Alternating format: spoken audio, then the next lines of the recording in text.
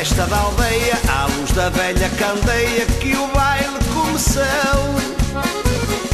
A poeira levantava, o tocador velho cantava, toda a gente se animou.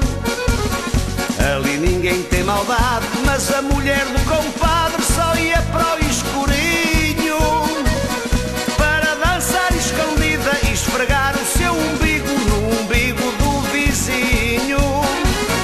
Para dançar escondida e esfregar o seu umbigo no umbigo do vizinho. Há gente que se diverte, cada um à sua maneira. Alguns comem o batão dos lábios da dançadeira. No roçar perna com perna começa aí a brincadeira. Outros, como o compadre, só querem é bebedeira. Há gente que se diverte, cada um à sua maneira. Alguns comem o batão dos lábios da dançadeira. No roçar perna com perna começa aí a brincadeira.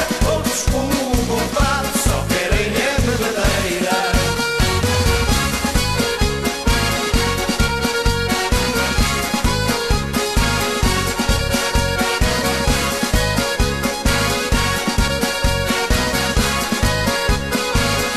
Foi numa festa da aldeia, à luz da velha candeia, que o baile começou.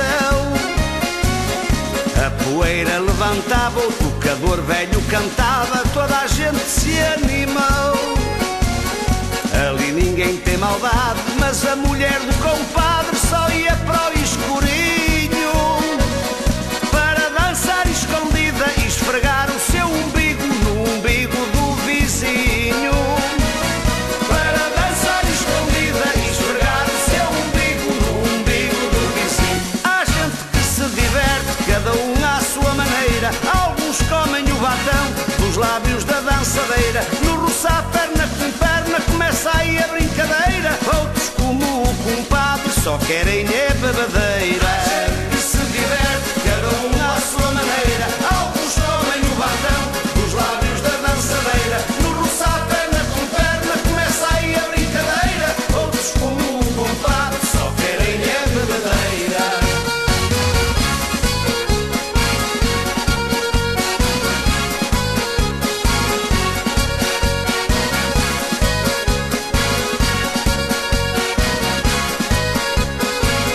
Há gente que se diverte, cada um à sua maneira. Alguns comem o batão dos lábios da dançadeira.